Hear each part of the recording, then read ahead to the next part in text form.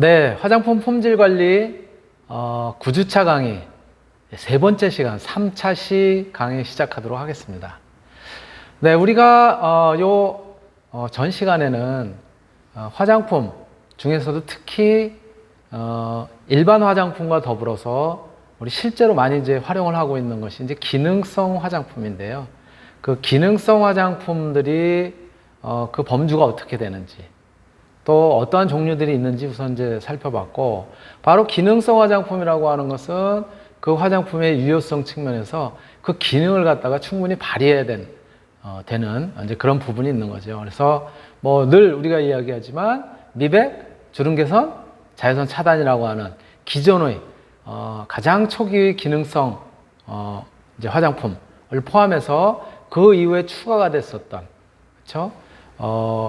피부 장벽 기능을 갖다 회복함으로써 가려움증을 개선하는, 뭐 예전 표현으로 한다면 이제 아토피를 완화시키는 뭐 그런 거라든가, 여드름을 갖다 이제 완화시키는 거라든가, 또 피부의 튼살로 인한 붉은 선이라든가 이런 것들도 완화시키는 부분들. 예. 그리고 이제 모발과 관련된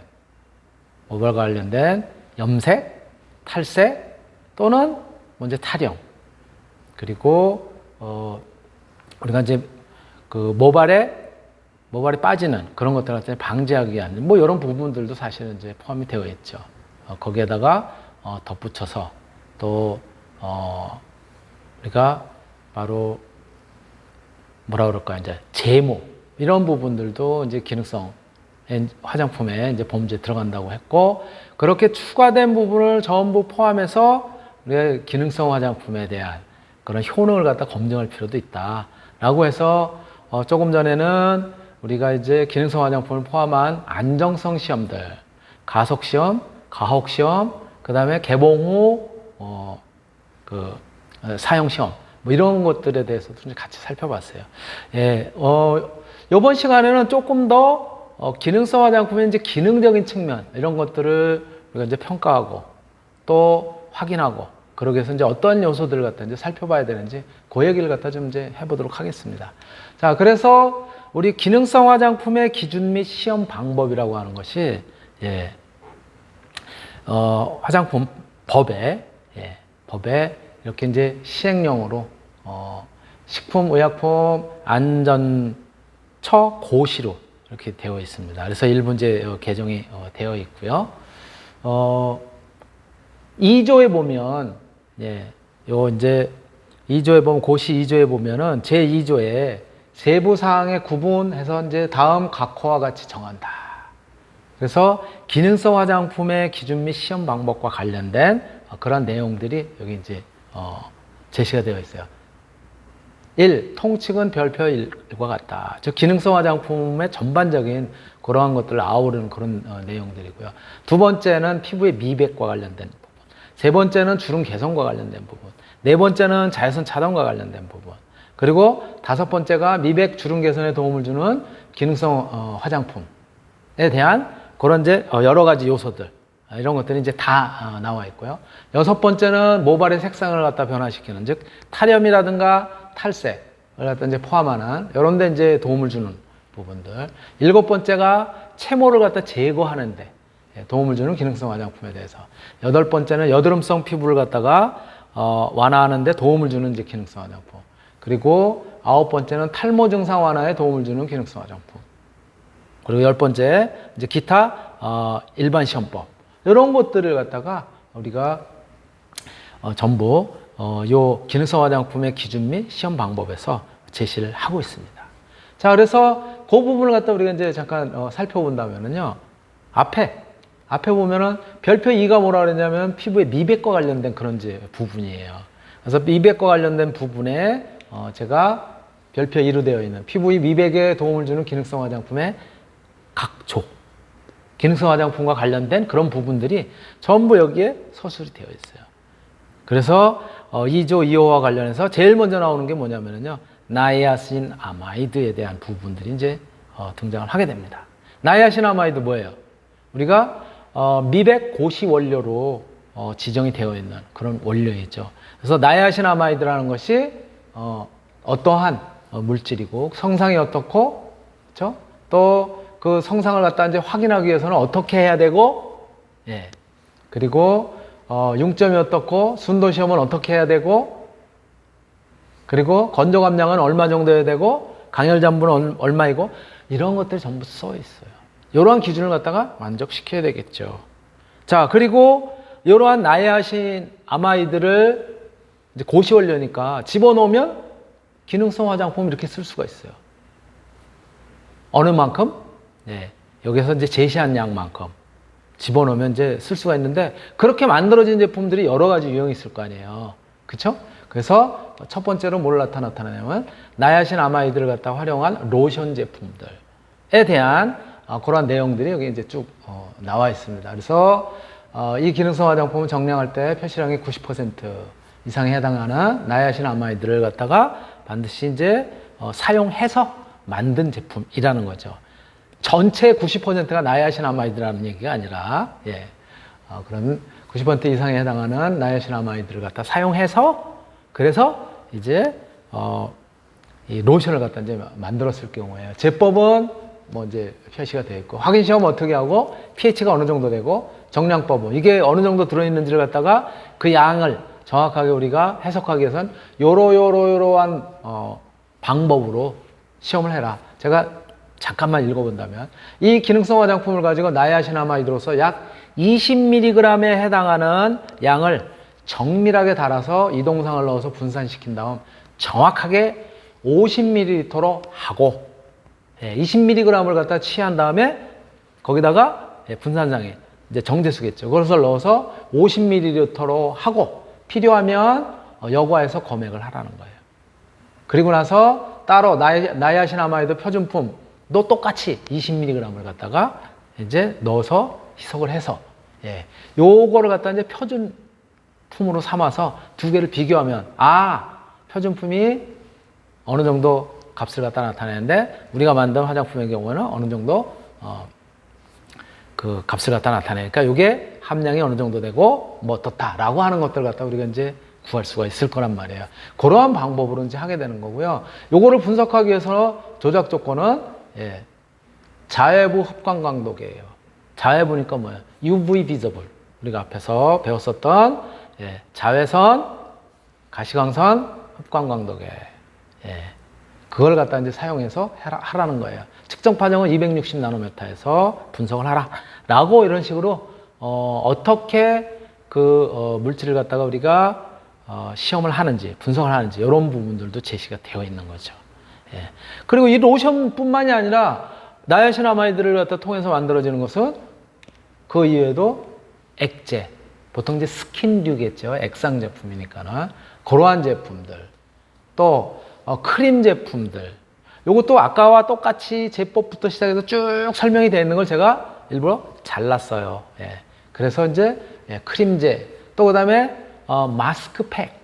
마스크팩에도 마찬가지로 나이아신아마이드가 들어갈 수 있으니까 이제 그렇게 돼 있을 경우에 어떻게 만들고 어떻게 시험 분석해야 되는지 이러한 내용을 갖다 쭉 법에 표현을 하고 있습니다. 즉 시험법으로서. 이런 부분들 여러분들 이제 참고를 하시면 될 것 같고요. 그러면 미백 제품에도 나이아신아마이드만 있느냐고요? 아니죠. 뭐예요? 여러분들 아시는 것처럼 미백 기능성 고시 원료들 여러 가지 있잖아요. 여러분들 기억나는 거 뭐 있습니까? 알부틴도 있을 테고, 그쵸?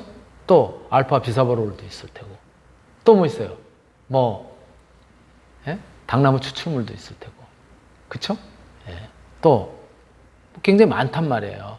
그러한 부분에 대해서도 똑같이 저게 다 기재가 되어 있어요.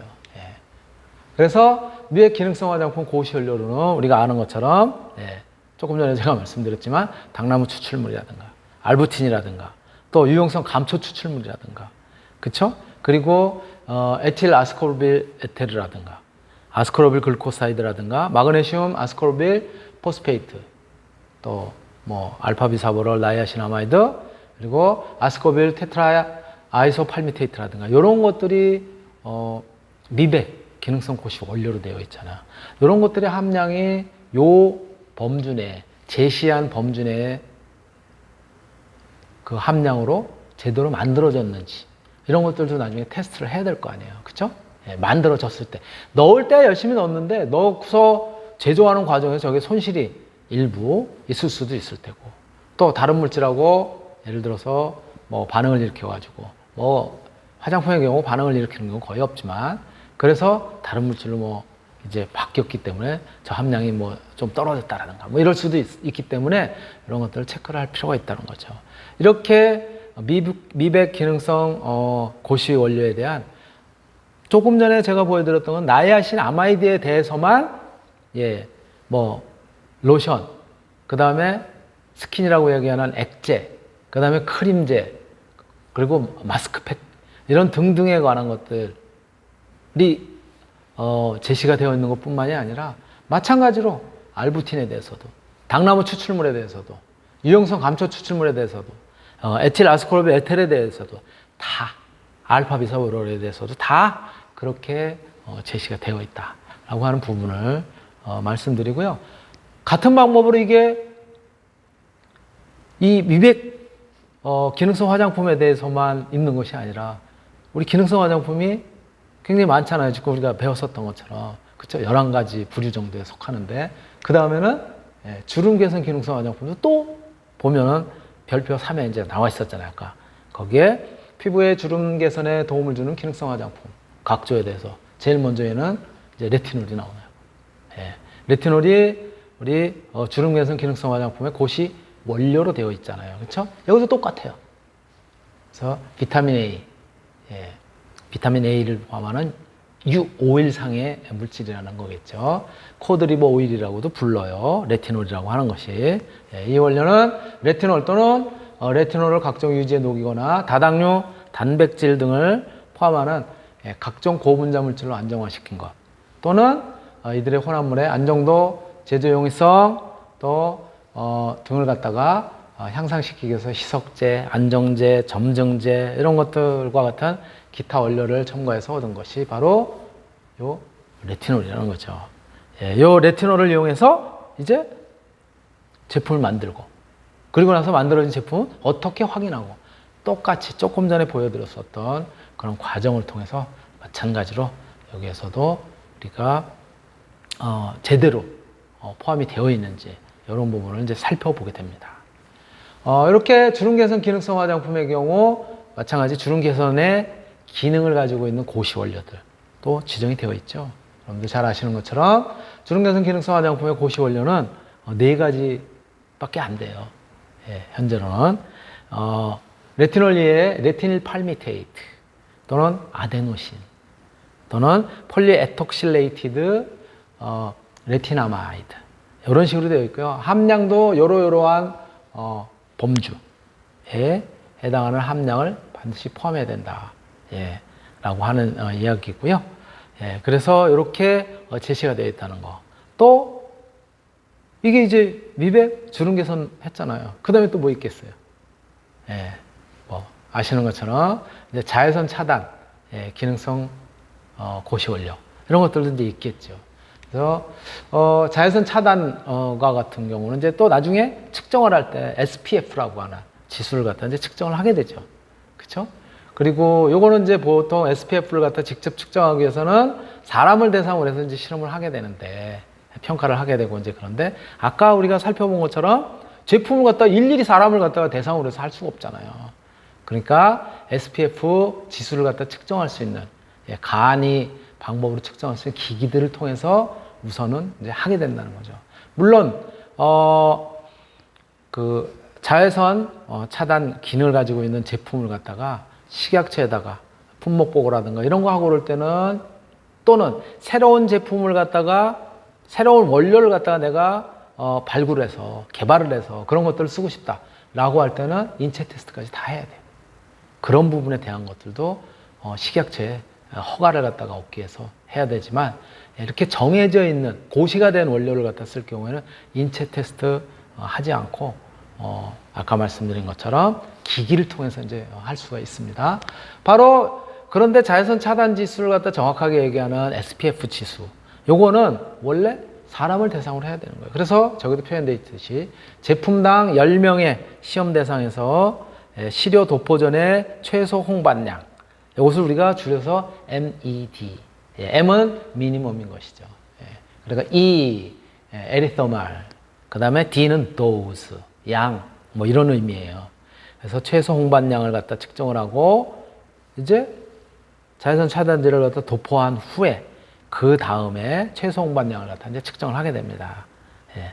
광원론은 이렇게 이제 시험을 갖다 할 때는 태양광을 갖다가 뭐 햇빛이 매일 일정한 것도 아니고 그럴 수가 없기 때문에 태양광하고 비교적 유사한 그러한 이제 광을 갖다 사용하는 건데 유사한 광이 제논 아크 램프가 이제 이렇게 그 비추는 그런 이제 빛이 태양광하고 이제 비슷한 거죠. 그래서 그것이 이제 설치가 된 솔라 시뮬레이터를 갖다 이용을 하게 되고 표준 시료는 8%의 호모살레이트를 이용을 하게 됩니다. 그리고 자외선 차단 지수는 4.47 플러스 마이너스 1.28 이고 이때 시료 도포량은 2mg 제곱센티미터 이렇게 이제 도포를 하게 되는 거죠. 세제곱센티미터가 되면 이제 부피로 하는 거고, 그렇죠? 이건 이제 면적으로 바르게 되는 거니까 제곱센티미터가 되죠. 자외선 차단 지수 계산을 할 때 제품을 도포한 피부의 최소 홍반량 나누기 제품을 도포하지 않은 피부의 최소 홍반량으로 이제 계산을 하게 되고요. 실질적으로 SPF를 갖다가 계산하는 계산식은 이렇게 되어 있습니다. SPF는 자외선 차단 제품을 바른 피부의 최소 홍반량, MNID죠. 나누기 자외선 차단 제품을 바르지 않은 피부의 최소 홍반량, MNID예요. 이렇게 정의가 되어 있는 것이죠. 여기서 MNID라고 하는 것은 조금 전에도 설명을 드렸듯이 홍반을 일으키는 데 소요되는 최소 자외선량. 여기 이제 자외선량은 시간에 따라서 이제 계속 늘어날 테니까 예를 들어서 자외선에 15분간 노출되었을 때 홍반이 발생하는 사람. 이 경우에는 MNID가 15분이 되는 거예요. 그리고 SPF가 20인 제품을 사용을 하면은 5시간 만에 홍반이 발생된다라고 하는 그런 이제 의미를 갖다 이제 나타내는 것이죠. 그래서 자외선 차단 지수 SPF 20 곱하기 MNID가 15 하면은 300분, 5시간이 되는 거예요. 그래서 이렇게도 이제 계산을 할 수가 있다라고 말씀을 드릴 수 있고, 자외선에 노출이 돼서 홍반이 발생되는 시간은 사람에 따라서 다르고요. 특히 백인종, 황인종, 흑인종, 인종에 따라서 분명하게 이제 다르겠죠. 그리고 같은 인종이라고 하더라도 사람에 따라서 민감도 이런 것들에 따라서 또 이제 다른 결과가 이제 나오게 됩니다. 우리나라 사람의 경우에는 여름철에 보통 MNID 최소 홍반량이 약 10분에서 30분 정도인 걸로 그렇게 이제 알려져 있어요. 그러니까 10분에서 30분 이상 여름에 햇빛을 쬐일 때는 반드시 뭘 해야 되겠어요? 홍반이 나타나지 않도록 하기 위해서는 자외선 차단제를 갖다 바르는 것이 반드시 좋겠죠. 그러니까 즉 여름철 외출을 하게 되면 어쨌든 10분 이상 밖에 있을 거 아니에요. 물론 햇빛을 직접 안 쬐는 경우도 있겠지만 가능하면 자외선 차단제를 바르는 것이 피부를 보호하고 그런 측면에서 좋다라고 하는 부분을 거꾸로 말씀을 갖다 이제 드릴 수가 있는 것이죠. 이렇게 자외선 차단 지수를 갖다 이제 측정하기도 하지만 이렇게 이제 자외선 차단 제에 들어가는 마찬가지 기능성 고시 원료들 있죠. 굉장히 10가지가 넘는 그런 이제 많은 그 이제 원료들이 이제 고시가 되어 있고요. 그런 것들을 이제 사용해서 만들게 되는 것이죠. 자, 그렇다면 우리가 기능성 화장품, 유효성 이런 부분에서는 아까도 말씀드렸듯이 미백, 주름 개선, 지금 이제 우리가 같이 살펴봤었던 자외선 차단 이것만 있나요? 그렇지 않죠. 그 이외에도 뭐 피부의 장벽 기능을 갖다 이제 회복을 해서 그래서 결국은 가려움증 개선을 하는 그런데 이제 도움을 주고 그런 거는 피부의 장벽 기능을 회복했다고 하는 것은 결국은 뭐야? 피부의 보습을 갖다 유지할 수 있다는 거죠. 그렇죠? 피부가 건조하고 이런 것들을 막을 수 있다는 얘기고 바로 그렇게 피부가 건조하고 이러한 것들을 갖다가 우리가 측정하는 것을 피부의 수분 보유능 또 반대로 수분 보유능을 측정할 수도 있지만 피부로부터 수분이 빠져나가는 손실이 되는 그런 것들을 갖다 이제 측정할 수도 있겠죠. 과연 그러면 피부의 수분 보유는 피부가 어느 정도 수분을 갖다가 머금고 있는지, 피부의 수분 함량이죠. 이런 것들을 측정하는 그 장치, 기기 중에는 스키콘이라고 하는 것이 있어요. 스키콘이라고 하는 이제 그런 기기가 있습니다. 오른쪽에 이제 보시는 거고요. 스키콘이고요. 왼쪽에 있는 것이 유수분 측정기. 이러한 이제 장치를 통해서, 장비를 통해서 우리가 피부에 포함되어 있는 유분, 수분 또는 수분의 이제 함유 정도, 이런 것들은 이제 알 수가 있고요. 바로 이러한 장치들은 피부의 수분 함량 정도에 따라서 전기 전도도가 달라지는 그러한 특징들을 갖다가 이용해서 그래서 이제 만들어진 제품이고요. 그리고 피부 표면에 센서를 갖다가 P자가 빠졌네, 저기. 부표면이라고 되어 있는데, 피부 표면에 센서를 접촉시켜서 전기 전도도를 측정함으로써 피부의 수분 함량을 측정을 할 수가 있다 라고 말씀을 드릴 수가 있고요. 물론 요거 이외에 다른 평가 방법을 통해서도 피부의 수분 함량이라든가 이런 것들을 측정을 할 수 있지만, 그렇지만 피부의 수분 함량이라고 하는 것은 외부의 환경 조건, 온도, 습도, 이런 것들에 따라서 달라져요. 그렇기 때문에 실험을 할 때는 반드시 항온, 항습 조건에서, 즉 온도가 일정하고 습도가 일정한 그런 조건에서 측정을 해야 되고요. 사전에 그러한 부분들은 피시험자, 이것도 마찬가지 피부의 수분을 직접 사람을 대상으로 측정하고 그럴 경우에는 피시험자를 일정 시간 동안 피부가 안정한 상태로 유지가 될 수 있도록 그렇게 준비를 시킬 필요가 있다 라고 말씀을 드릴 수 있고요. 최근에 조금 전에도 말씀드렸었던 스키콘 200이라고 하는 여기에 이제 개량된 피부의 수분 그리고 유분 이런 것들을 동시에 측정할 수 있는 이제 그런 유형의 기기로 이제 계속 개량이 되고 새롭게 개발이 되고 이제 그런데요. 그 중에 MPA5라고 하는 이런 기기들은 기존에 있었던 스키콘 200을 갖다 이제 개량해서 그래서 만들어진 그런 제품이다. 그거는 요 사진에 이제 나와 있지는 않지만 그런 점을 갖다 여러분들이 기억을 해두시면 도움이 될 것 같습니다. 이렇게 피부에 수분을 갖다 얼마 정도 머금고 있느냐라고 하는 그런 부분을 측정할 경우도 있지만 또 아까도 잠깐 제가 말씀드렸듯이 피부로부터 수분이 얼마만큼 빠져나가느냐, 피부를 통해서 수분 손실이 얼마만큼 되느냐라고 하는 부분들도 마찬가지 측정을 하게 됩니다. 바로 그 부분이 우리가 소위 이야기하는 경피 수분 손실량. 그래서 경피 수분 손실, 무엇을 통해서 경과시켜서 피부를 통해서예요. 경피 수분 손실량, 즉 피부를 통해서 수분이 손실되는 양.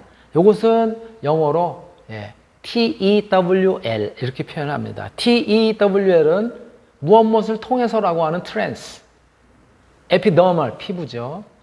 즉 피부를 통해서 일어나는 water loss예요. 수분 손실이에요. 그래서 경피 수분 손실량 이렇게 표현을 합니다.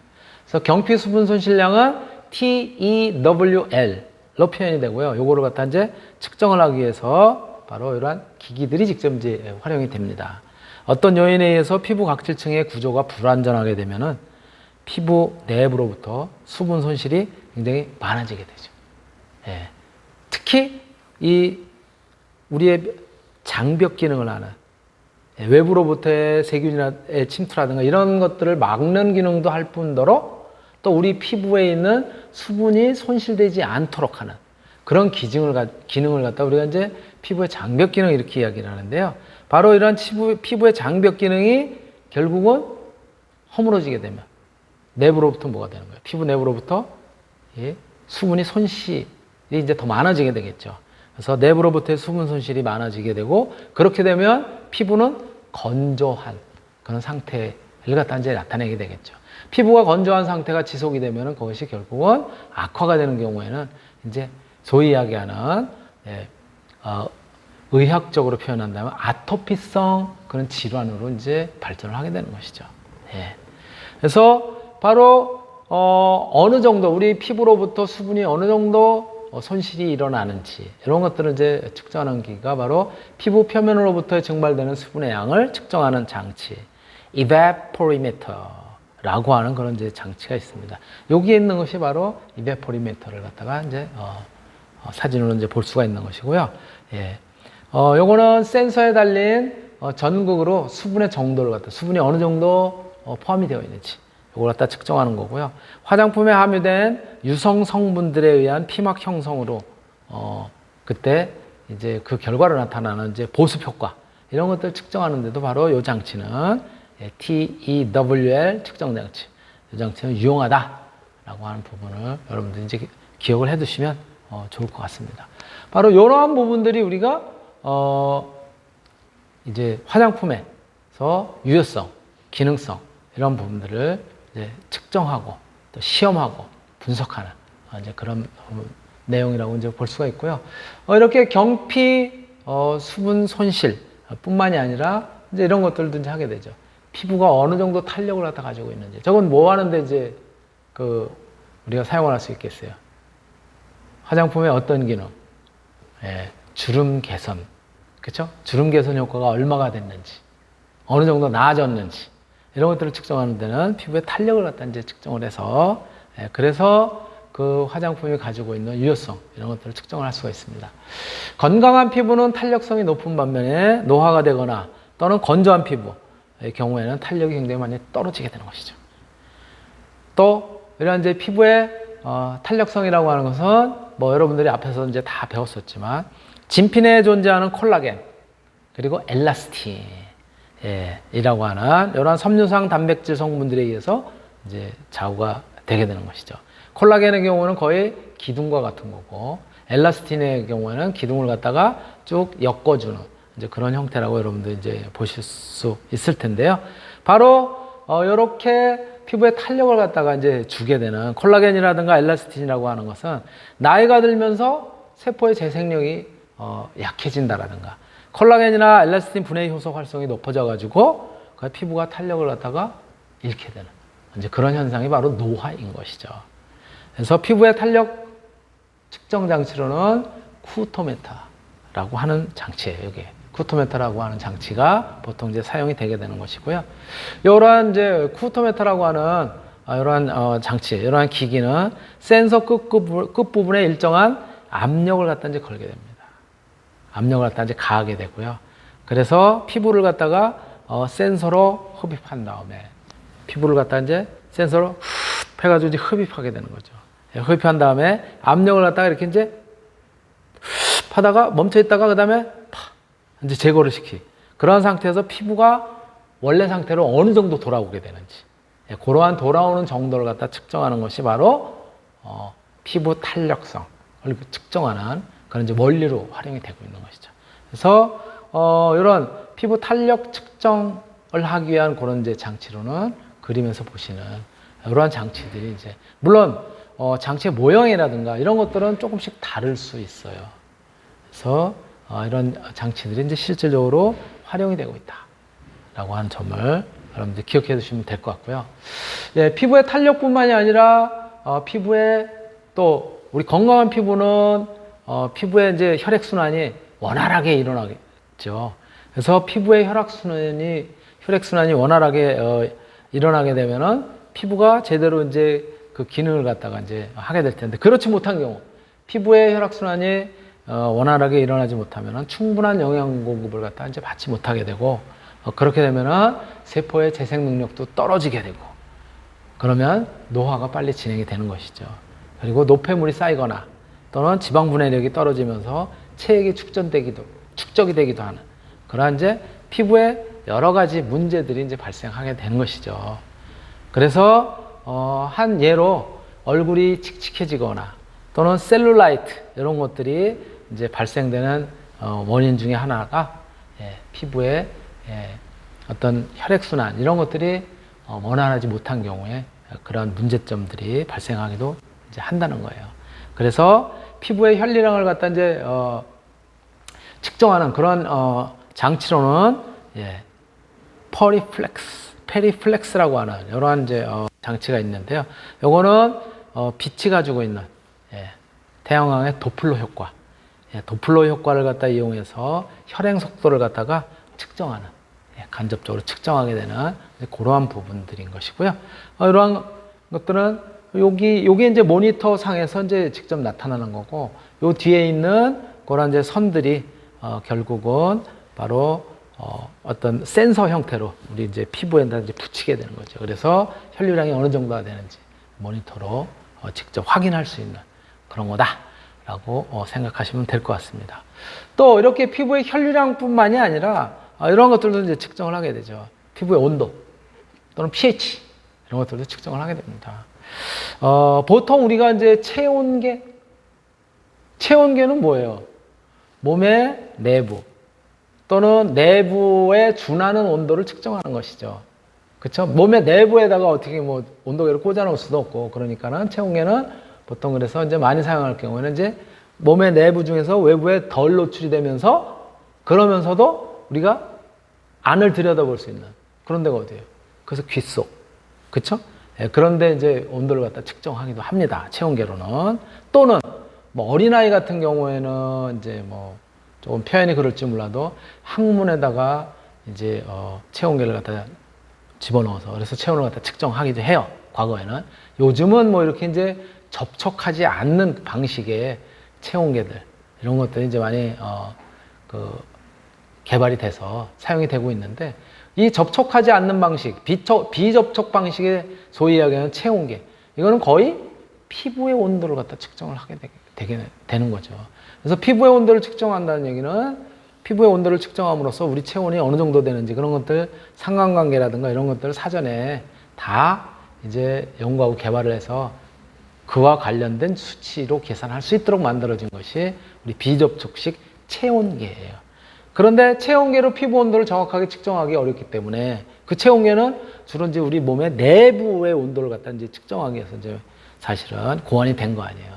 그래서 피부 온도를 정확하게 측정하기 어렵기 때문에 피부 온도계를 이제 사용할 때 이 피부 온도계는 따로 피부만을 측정하는 이제 온도계를 갖다 이제 사용하게 되는 거예요. 그래서 여기에는 접촉형 세미스터 온도계라는 거, 접촉은 그야말로 피부에다 대서 피부의 온도가 얼마가 되는지 이런 것들을 이제 알아내는 거고요. 복사형은 피부 표면에서 이렇게 복사되는 적외선 이런 것들을 갖다가 검출해서 그래서 피부의 표면 온도를 갖다 측정하는 거예요. 우리가 보통 이렇게 건처럼 생겨서 측정하는 거는 피부로부터 복사돼서 나오는 열, 그 에너지를 측정함으로써 온도가 얼마다, 피부의 온도가 이렇게 할 수 있는 거고요. 또 pH 측정법에서는 비색법, 색깔을 갖다 통해서 여러분들 리트머스 시험지나 pH 시험지를 갖다가 이제 활용할 경우에는 변하는 색깔을 보고 pH가 얼마다 이런 것들을 이제 알 수 있었잖아요. 그거를 갖다가 바로 색깔이 변하는 것을 통해서 알 수 있는 것을 비색법 이렇게 얘기를 하는데요. 최근에는 비색법은 거의 쓰지 않고 전문 유리 전극을 이용해서 측정하는 그런 방법들이 이제 많이 쓰입니다. 여기 그림에 보시면 왼쪽에 있는 두 그림이 비접촉식 피부 온도 측정기로 사용이 되는 것이고요. 오른쪽에 있는 요거는 전문 유리 전극을 갖다가 탑재한 그러한 이제 피부의 pH를 갖다 측정하는 그러한 이제 기기라고 보시면 됩니다. 네, 오늘은 대략 이제 기능성 화장품을 중심으로 해서 우리 피부에서 나타나는 그런 이제 효과들, 또 효능을 갖다가 검증하기 위해서 어떠한 방법을 통해서 우리가 분석하고 또 시험을 하는지 그런 내용들을 같이 한번 이제 살펴봤습니다. 오늘 수업 이걸로 마치도록 하겠습니다.